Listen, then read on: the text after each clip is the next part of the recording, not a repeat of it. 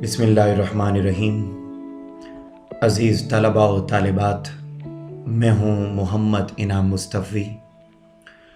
आज के लेक्चर में हम जिस इंतहाई अहम मुकालमा पर बात करने जा रहे हैं वो है दो तालिब इल्मों के दरमियान एहतराम उस्ताद पर मुकालमा।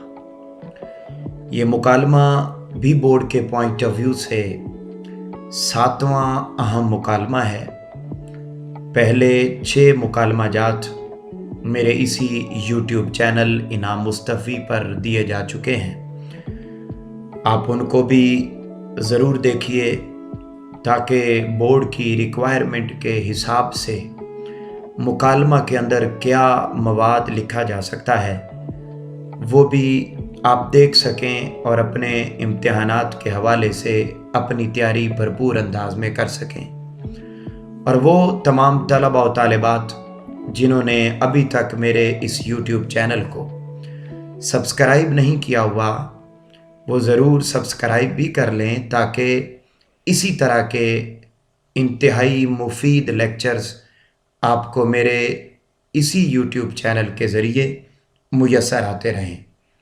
अज़ीज़ तलबा व तालिबात, ये जो आज का हमारा मुकालमा है ये फैसलाबाद बोर्ड में पहले 2012 में आ चुका है। तो जब भी कोई मुकालमा किसी बोर्ड में आ जाता है तो फिर उसकी अहमियत और बोर्ड में आने के उसके चांसेस बहुत ज़्यादा बढ़ जाते हैं।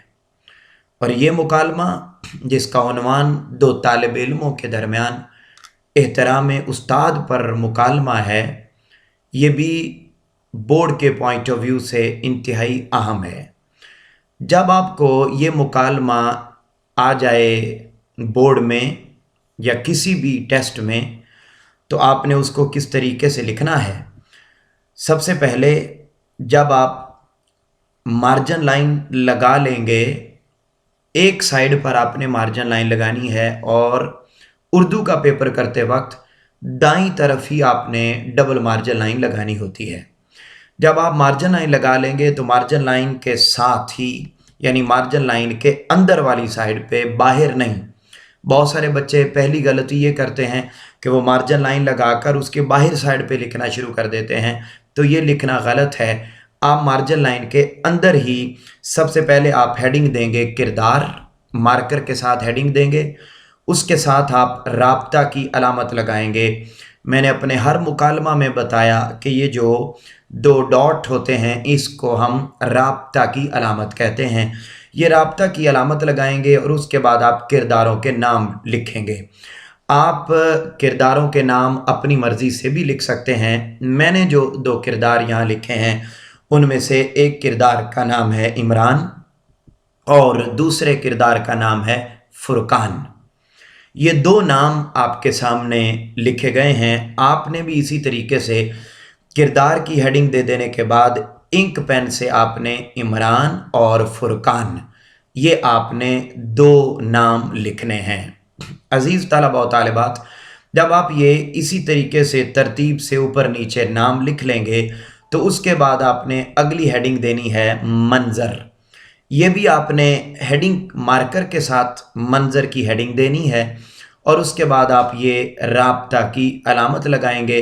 राब्ता की अलामत लगाने के बाद आप ब्रैकेट लगा देंगे और ये जो आप ब्रैकेट लगाएंगे तो ब्रैकेट के बाद फिर आपने मंज़र लिखना है कि ये मुकालमा कहाँ हुआ, किस जगह पर हुआ, किस अंदाज में हुआ, क्या माहौल था, उस माहौल को आपने लिखना है। इसको मंज़र कहते हैं। तो ये मुकालमा 2 लोगों के दरमियान कहाँ हुआ?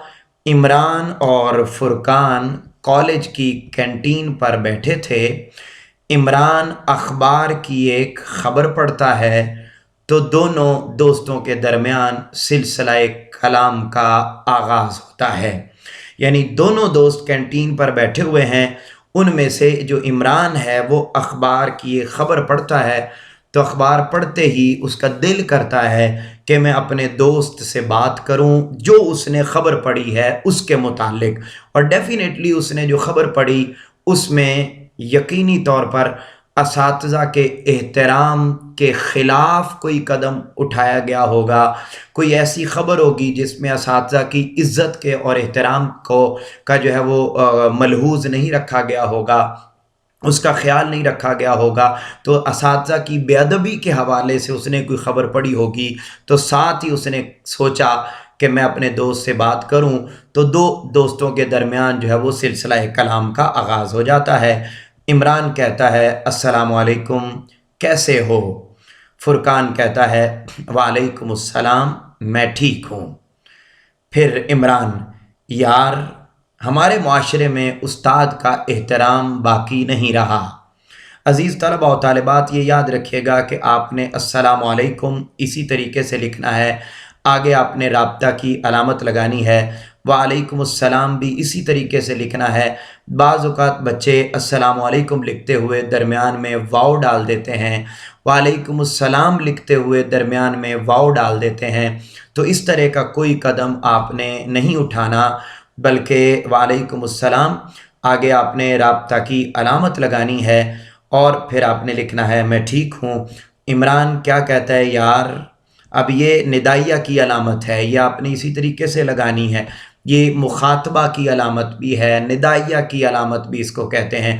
تو وہ کہتا ہے، عمران کہتا ہے یار ہمارے معاشرے میں استاد کا احترام باقی نہیں رہا۔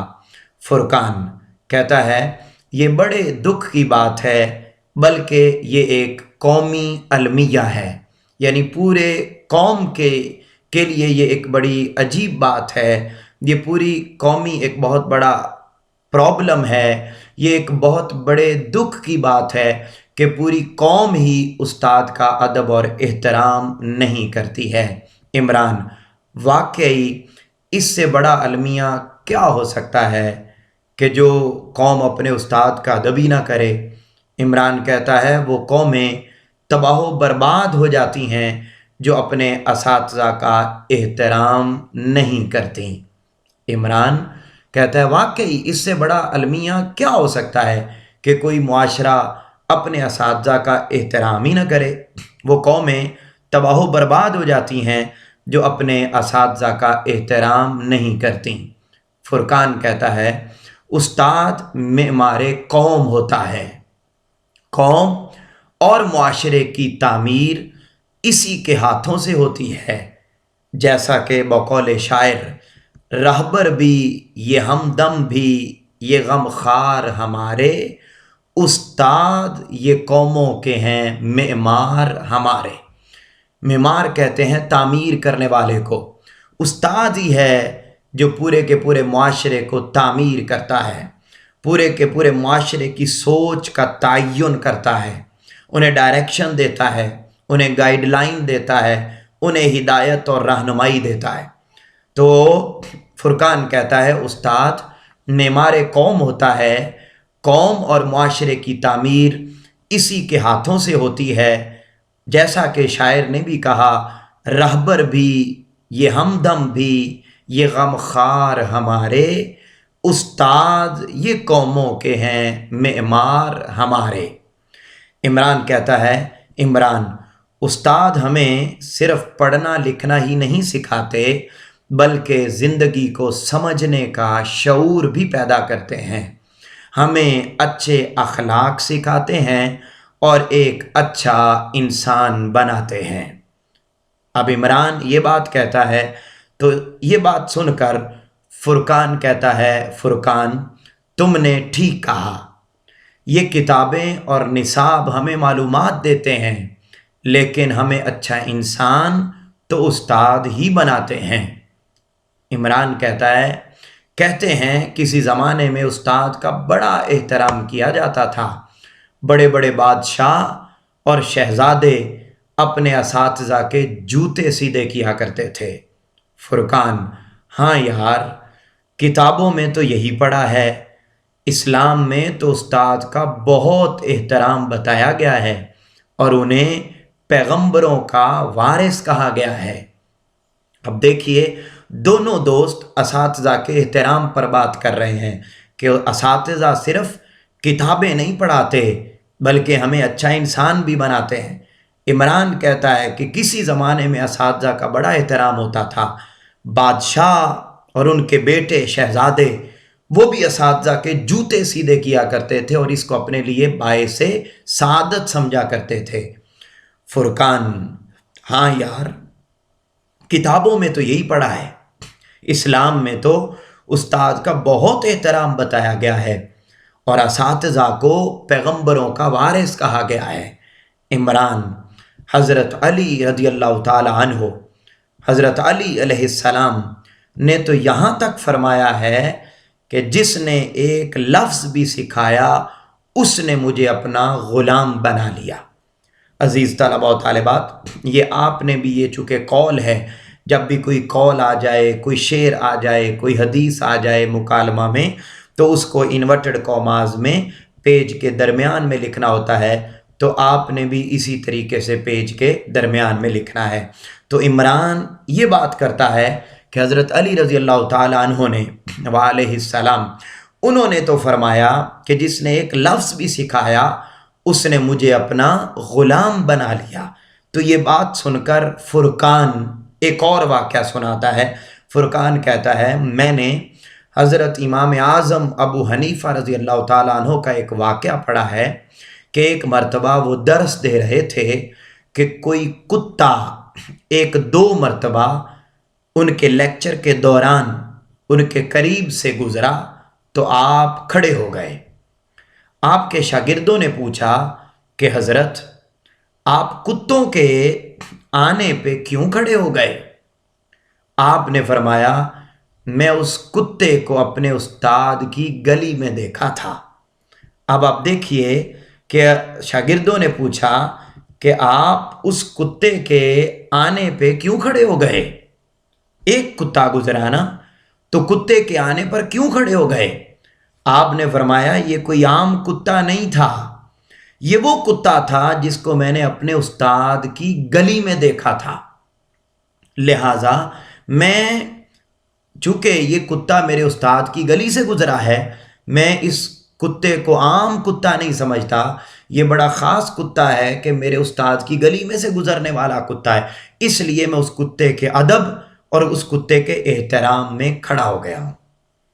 عزیز طلباء و طالبات، دیکھیے یقیناً آپ نے بھی جب یہ بات سنی ہوگی تو سبحان اللہ زبان سے نکل آتا ہے کہ کس طریقے سے اساتذہ کا احترام ہوتا تھا، اور پھر جب ان کے شاگرد ان سے پڑھتے تھے تو پھر دنیا انہیں امام اعظم کے نام سے جانتی ہے۔ امام اعظم کہتے ہیں بہت بڑا امام، جس جیسا امام کوئی نہ ہو۔ تو امام اعظم ابو حنیفہ رضی اللہ تعالیٰ عنہ کا یہ واقعہ ہے۔ تو اب آپ دیکھیے امام اعظم ابو حنیفہ کو ان کے اصل نام سے کم لوگ جانتے ہیں، ان کا اصل نام نعمان بن ثابت ہے، اصل ان کے نام سے کم جانتے ہیں لوگ انہیں، لیکن امام اعظم ابو حنیفہ کہہ کر انہیں ہر کوئی جانتا ہے۔ تو یہ تب امام اعظم بندہ بنتا ہے جب اساتذہ کا ادب اور احترام کیا جائے۔ تو عمران بھی کہتا ہے سبحان اللہ، کیا بات ہے، حقیقت میں تو استاد کا ایسا ہی احترام ہونا چاہیے۔ فرقان: مہذب قومیں تو اب بھی اپنے اساتذہ کا بہت احترام کرتی ہیں۔ عمران: جو لوگ غیر ممالک سے آتے ہیں وہ ایسا ہی بتاتے ہیں کہ مہذب قومیں اپنے اساتذہ کا بہت احترام کرتی ہیں۔ ان معاشروں میں استاد کو بہت عزت کی نگاہ سے دیکھا جاتا ہے، دفاتر میں، بسوں میں، عوامی مقامات اور ہر جگہ پر اساتذہ کا جب بڑا احترام کیا جاتا ہے اور اساتذہ کو بڑی ترجیح دی جاتی ہے۔ اساتذہ کو، یعنی اگر سفر کر رہے ہوں تو گاڑی میں اگر پتہ چل جائے کہ کوئی استاد کھڑا ہوا ہے تو فوری اسے سیٹ دے دی جاتی ہے۔ آفیسز میں اگر چلے جائیں تو پتہ چل جائے کہ کوئی استاد آ گیا ہے تو اس کو لائن میں نہیں لگنے دیتے، اس کا کام پہلے کر دیتے ہیں۔ الغرض جہاں پر بھی استاد نظر آ جائے تو اس کا ادب اور احترام ایک مرشد، ایک شیخ، مربی کی طرح کیا جاتا ہے۔ فرقان: ہاں یار، وہاں تو صرف شاگرد ہی نہیں بلکہ سارا معاشرہ استاد کا احترام کرتا ہے۔ یعنی باہر کے ملکوں میں صرف شاگرد ہی احترام نہیں کرتے بلکہ سارا معاشرہ اساتذہ کا احترام کرتا ہے۔ عمران، آخر ہمارے ہاں اساتذہ کا احترام کم کیوں ہوتا جا رہا ہے؟ فرقان، اس کی بہت سی وجوہات ہیں، مثلا ناجائز دولت، نااہل لوگوں کا بڑے بڑے عہدوں پر فائز ہو جانا، دین و مذہب سے دوری اور مادہ پرستی وغیرہ۔ یعنی یہ وہ وجوہات ہیں جن کی وجہ سے جو ہے وہ لوگ اب اساتذہ کا احترام نہیں کرتے۔ عمران، تمہاری بات درست ہے، بلکہ ہم میں سے اکثر لوگ یہ سمجھتے ہیں کہ ہم نے پیسے دے کر استاد کو خرید لیا ہے۔ یعنی جب ہم ٹیوشن فی دیتے ہیں، کالج فی دیتے ہیں، تو ہم یہ سمجھتے ہیں کہ ہم پیسے دیتے ہیں تو ان کی روزی روٹی چلتی ہے، حالانکہ جو استاد علم دیتا ہے اس کے بدلے میں آپ جتنا بھی پیسہ دے آئیں اس کی کوئی حیثیت نہیں ہے، مگر یہ وہ لوگ جانتے ہیں جو حلال روزی کھاتے ہیں۔ جو ناجائز ذرائع سے دولت کما کے کھاتے ہیں ان کے دل و دماغ میں ایسی اچھی باتیں آتی ہی نہیں ہیں۔ تو عمران کہتا ہے تمہاری بات بالکل درست ہے، بلکہ ہم میں سے اکثر لوگ یہ سمجھتے ہیں کہ ہم نے پیسے دے کر استاد کو خرید لیا ہے۔ فرقان، ہاں یار، اگر غور کیا جائے تو استاد کے احترام میں کمی کی وجہ خود اساتذہ بھی ہیں۔ عمران، کسی حد تک یہ بات بالکل درست ہے۔ آج کل کے کچھ اساتذہ اپنی ذمہ داریوں اور فرائض کو نہیں سمجھتے۔ فرقان، بعض اساتذہ تو اپنے مقام کا بھی خیال نہیں کرتے۔ عمران، ہاں، چند لوگ ایسے ہیں اور انہی کی وجہ سے اساتذہ کا سارا طبقہ بدنام ہو رہا ہے۔ یعنی عمران نے یہ کہا کہ یہ جو آج اساتذہ کا ادب اور احترام معاشرے میں نہیں رہا، اس کی ایک وجہ اساتذہ خود بھی ہیں۔ تو یہ بات فرقان نے کی، فرقان نے کہا عمران کو، تو عمران نے کہا کہ ہاں یار، یہ بات آپ کی درست ہے، مگر یہ سارے ایسے نہیں ہیں، چند لوگ اس طرح کے ہیں جو اپنے مقام اور مرتبے کا خیال نہیں رکھتے، تو اس کی وجہ سے سارے اساتذہ جو ہیں بیچارے بدنام ہو رہے ہیں۔ فرقان، یہ لوگ حقیقت میں استاد نہیں ہیں، یعنی وہ لوگ جو ادب اور اپنے مقام کا خیال نہیں رکھتے، تو فرقان کہتا ہے یہ لوگ حقیقت میں استاد نہیں ہیں، یہ وہ لوگ ہیں جو حادثاتی طور پر اس شعبے میں آ گئے۔ حادثاتی طور پر شعبے میں آنے کا مطلب ہے کہ انہیں کوئی اور جاب نہیں ملی تو انہوں نے کہا چلو ٹیچر بن جائیں۔ یہ طبعاً استاد نہیں ہیں، یعنی بامقصد، یعنی بچپن سے ایک ویژن کے تحت استاد نہیں بنے، طبعاً طبیعت میں کے طور پر یہ حادثاتی طور پر بننا تو کچھ اور چاہتے تھے لیکن مجبوراً استاد بن گئے۔ عمران، بالکل درست۔ اسی طرح آپ نے بیٹے آگے یہ جو ہے وہ علامت لگانی ہے ندائیہ کی، بالکل درست، یہ ایک ہمارا المیہ ہے۔ فرقان، اس سلسلے میں ہمارے حکمرانوں کو اپنا کردار ادا کرنا چاہیے۔ اساتذہ کا انتخاب کرتے وقت ان کے طبعی میلان اور کردار کو مد نظر رکھنا چاہیے، یعنی ایسی ججمنٹ کرنی چاہیے ان کی کہ کیا وہ واقعتاً استاد بننا بھی چاہتے ہیں یا نہیں۔ عمران، ملک کا یہ سب سے زیادہ پڑھا لکھا طبقہ ہے لیکن انہیں مراعات اور سہولیات حاصل نہیں ہیں۔ حکومت کو چاہیے کہ اساتذہ کی تنخواہوں اور مراعات سہولیات کو کہتے ہیں، مراعات میں خاطر خواہ اضافہ کرے تاکہ وہ اطمینان قلب کے ساتھ اپنے فرائض ادا کر سکیں۔ فرقان، اللہ ہمیں اور ہمارے معاشرے کو توفیق عطا فرمائے کہ ہم اپنے اساتذہ کا احترام بحال کر سکیں۔ عمران، آمین۔ یار بہت وقت ہو گیا، اب اجازت دو، ابھی ظہر کی نماز بھی ادا کرنی ہے۔ اللہ حافظ۔ فرقان، اچھا، اللہ حافظ۔ پھر آپ نے جس طریقے سے شروع میں مکالمہ کے شروع میں ایک منظر لکھا، آپ نے مکالمہ کے اینڈ پر بھی ایک منظر لکھنا ہوتا ہے، تو جب یہ بات ختم ہوتی ہے تو دونوں دوست سلام دعا کے بعد ایک دوسرے سے جدا ہو جاتے ہیں۔ عزیز طلباء و طالبات، مجھے امید ہے کہ آپ کو آج کا لیکچر بھی مکمل طور پر سمجھ آ گیا ہوگا۔ اگر آپ کو سمجھ آئی ہے تو کمنٹ سیکشن میں جا کر اپنے خیالات کا ضرور اظہار کیجئے، اور کوئی بھی سوال ہو وہ بھی آپ کمنٹ سیکشن میں پوچھ سکتے ہیں، آپ کے سوالات کے جوابات بھی دیے جائیں گے، اور کوئی پرابلم ہو وہ بھی آپ کو بتایا جائے گا، اس کا حل بتایا جائے گا۔ آپ سے ملاقات ہوگی انشاءاللہ اگلے لیکچر میں۔ تب تک کے لیے اپنے گھر والوں کا بہت زیادہ خیال رکھیے۔ اس مکالمے کو نہ صرف یاد کیجئے بلکہ اس کو نوٹ کیجئے، لکھیے، تاکہ اچھی تیاری ہو اور بورڈ میں ہمارے اچھے نمبر آ سکیں۔ آپ سے ملاقات ہوگی اگلے لیکچر میں۔ تب تک کے لیے اپنے گھر والوں کا بہت زیادہ خیال رکھیے گا۔